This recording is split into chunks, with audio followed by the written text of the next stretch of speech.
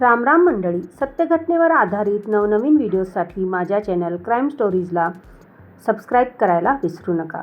म्हातारपणीच्या ह्या वयात देवभक्ती कीर्तन करण्याऐवजी म्हातारी देह व्यापार करीत होती, असा खुलासा जेव्हा आजूबाजूच्या लोकांना झाला त्यांनी जवळच्या पोलीस स्टेशनमध्ये त्या म्हातारीबद्दल तक्रार नोंदवली. नंतर त्या ठिकाणी पोलीस पोचले. पोलिसांनी म्हाताऱ्या बाईला विचारले की आजी, तुम्ही हे काम का करता? जेव्हा त्या म्हाताऱ्या आजीने सत्य परिस्थिती सांगितली तेव्हा पोलिसांच्या खालची जमीनच सरकली. फक्त एक चपातीसाठी आजीला हे काम करावं लागतंय, हा म्हणजे माणुसकीला काळिमा फासणारं काम आहे. पण नक्की ही गोष्ट झाली कशी? इथपर्यंत ही परिस्थिती आली कशी? ह्या सगळ्या गोष्टी कशा निर्माण झाल्या? आजीबाईला कोणती मजबुरी होती? कोणते वाईट दिवस आले आणि हे त्यांना वाईट कृत्य करावं लागलं? पुढील सत्य घटना जाणून घेण्यासाठी माझ्या चॅनल मराठी क्राईम स्टोरीजला सबस्क्राईब करायला मित्रांनो विसरू नका. हा व्हिडिओ थोडाफार जरी तुम्हाला आवडला असेल तर व्हिडिओला नक्की लाईक करा. एक मोठं शहर होतं. तिथे ही आजी राहत होती. तिचं नाव होतं राधाबाई. ती आपल्या कुटुंबाबरोबर राहत होती. राधाबाईच्या तारुणातच राधाबाईचा नवरा एका कार ॲक्सिडेंटमध्ये वारला होता. घरची परिस्थिती खूप दयनीय होती. घर चालवण्यासाठी तिला खूप मोलमजुरी मेहनत करावी लागली होती. राधाबाईला फक्त एकच मुलगा होता. त्याचं नाव सुरेश होतं. तो खूप मेहनती होता, कष्टाळू होता. तो काम करून चांगलं कमवतसुद्धा होता.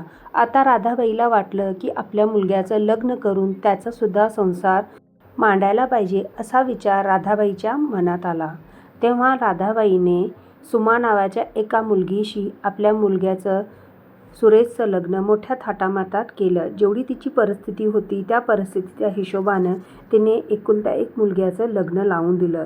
ते दोघेजण खूप चांगला संसार करत होते. पण म्हणतात ना, नियतीने आपल्या नशिबात काहीतरी वेगळंच लिहिलेलं असावं.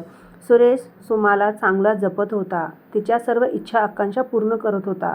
पण तो तिची स्वप्न मोठी होती म्हणून ती स्वप्न तेवढी तो पुरवू शकत नव्हता.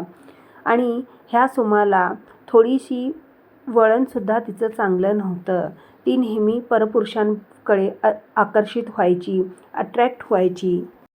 सुमा नेहमी आपल्या नवऱ्याबरोबर सुरेशबरोबर भांडायची की तुझं पैसा पुरत नाही आहे तर मी काय करू? मला जे आवडेल ते मी काम करणार. तू मला कोणत्याही गोष्टीत बाधा आणू नकोस. पण सुरेशला ह्या गोष्टी अजिबात पटत नव्हत्या. सुरेश आणि सुमाची 2 मुलं होती. एक होती मुलगी आणि एक होता मुलगा. असं दोघेजण आणि त्यांची 2 पोरं व्यवस्थित राहण्याचा प्रयत्न करत होती. सुरेश सगळं सांभाळण्याचा प्रयत्न करत होता. पण सुमा कोणत्याही गोष्टीमध्ये तडजोड करत नव्हती.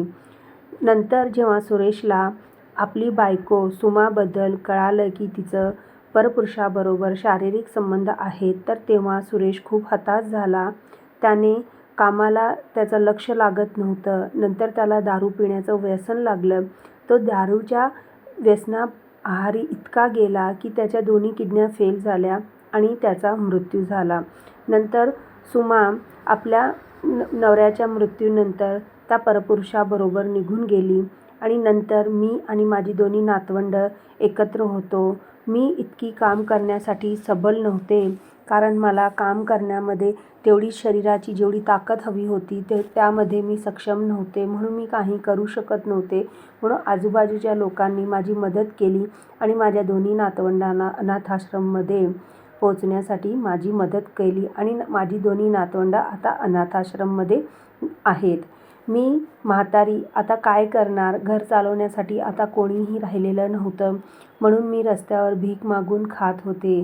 वयानुसार मला काम करणं अजिबात जमत नव्हतं, कारण मी माझ्या लहानपणापासून खूप कष्ट भोगले आहेत. त्यामुळे माझं शरीर काम करण्यासाठी मला साथ देत नाही, असं राधाबाई म्हणत होत्या. फक्त एका चपातीसाठी लोकांच्या पुढे मी भीक मागत होते. पण माझ्या मजबुरीचा खूप पुरुषांनी फायदा उठवला.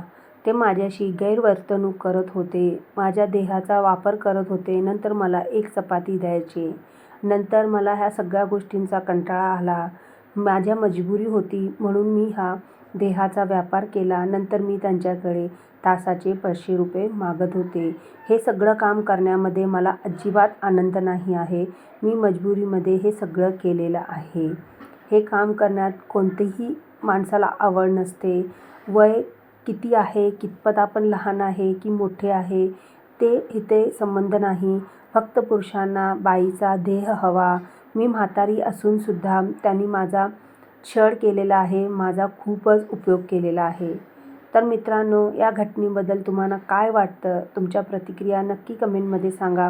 भेटूया अशाच प्रकारच्या सत्य घटनेवर आधारित नवनवीन व्हिडिओजमध्ये. तोपर्यंत स्वतःची काळजी घ्या, सतर्क राहावा. जय हिंद, जय महाराष्ट्र.